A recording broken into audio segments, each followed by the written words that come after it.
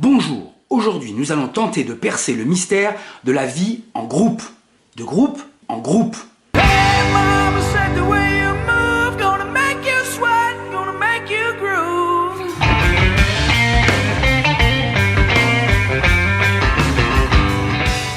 Waouh, c'était vraiment très impressionnant, mais quelque chose me dit que ce garçon a un problème avec sa vie sociale ou alors il habite une île déserte. Parce qu'il faudrait pas l'oublier, jouer en groupe signifie jouer avec des gens. Donc on va pas se mentir, en général quand on débute son premier groupe, on fait avec ce qu'on a, c'est-à-dire qu'on va chercher ses potes de quartier, ses potes de bahut, ses collègues de boulot, voire des membres de sa famille.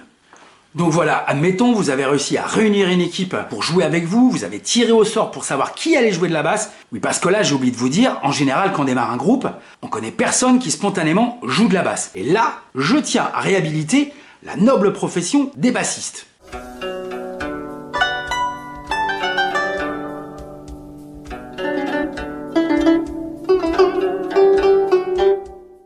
Imaginez un groupe, c'est comme une maison. La batterie va représenter les fondations, le socle sur lequel vous allez bâtir tout votre édifice. Donc attention, veillez à ce que votre batteur ne soit pas bancal.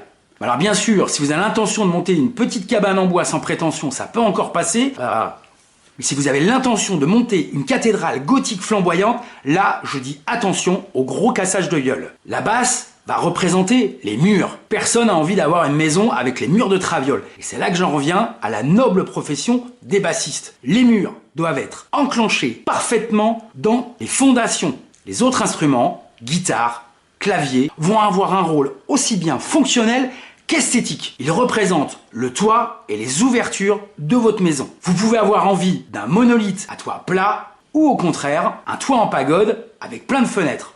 Et là encore une fois, si vous avez des fenêtres en or massif ou un toit en pierre précieuse, ça vous sera inutile si l'ensemble se casse la gueule.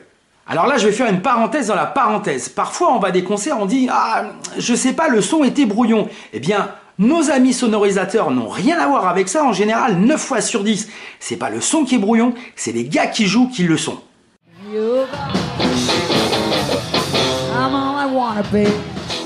Le chant va avoir un rôle essentiellement esthétique. Donc là, attention, c'est la première chose que les gens vont voir et ça va se voir de loin. Faites gaffe que votre chanteur ne vous repeigne pas toute votre baraque en couleur chiasse, voire en jaune pisse.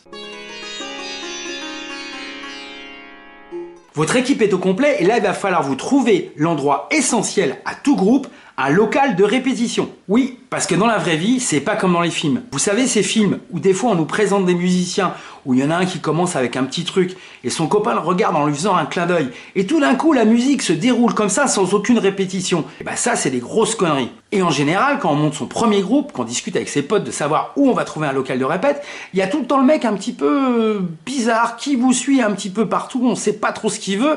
Mais oui, vous savez, c'est ce mec-là, la coupe au bol, les lunettes double foyer, des panneaux photovoltaïques sur les dents, et puis son surnom c'est quoi déjà, Biactol. Et là en général, le mec il vient vers vous, il dit moi, j'ai un local de répète, mes parents ils ont un grand garage et mon frère, il a une sono. Et là d'un coup d'un seul, le capital sexy de votre groupe vient de perdre moins 99%. Oui, mais vous avez un local de répète. Oui, mais Jean-Kévin, parce que c'est son nom, en plus, il joue du synthé.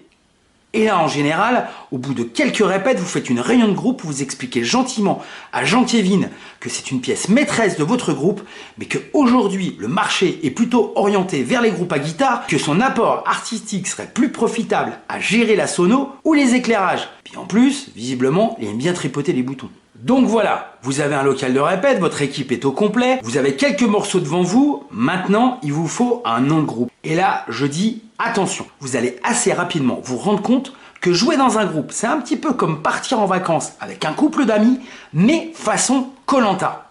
Je tiens à vous alerter, certains groupes ont même splitté en essayant de trouver un nom. Alors en général, les groupes qui n'arrivent pas à s'entendre débouchent sur des trucs bidons comme No Name, Osmose, ou atmosphère. Et là, on s'aperçoit qu'une dictature éclairée est souvent plus profitable qu'une démocratie qui n'aboutit à rien.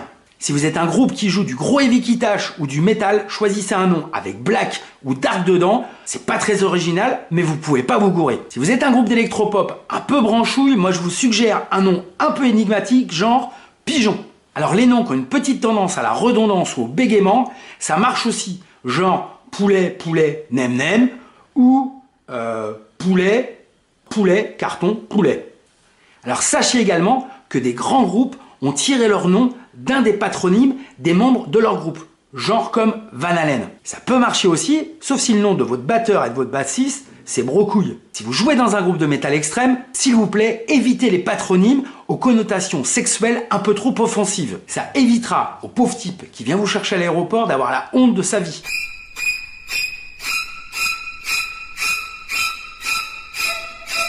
Donc voilà, vous avez votre nom de groupe, vous avez plusieurs titres à votre actif, ça fait 10 fois que vous jouez chez vous dans le même bar et vous voudriez vous confronter à l'extérieur et vous avez raison. Vous montez une tournée ou disons plusieurs séries de concerts, vous prenez le camion ou vous en louez un et là vous apercevez que c'est un petit peu la colonie de vacances. Les mecs de votre groupe, plus des pieds, plus du cul, ronflant dormant, voire même certains arrivent à rassembler en une seule personne ces 3 qualités. Alors tout à l'heure, je vous ai dit que jouer dans un groupe, c'est un petit peu comme partir avec un couple d'amis en vacances, mais façon Koh-Lanta. Et là, je dis attention, si les membres de votre groupe sont maqués, c'est un petit peu comme partir en vacances avec un couple d'amis façon Koh-Lanta, et en plus, avec les belles-mères.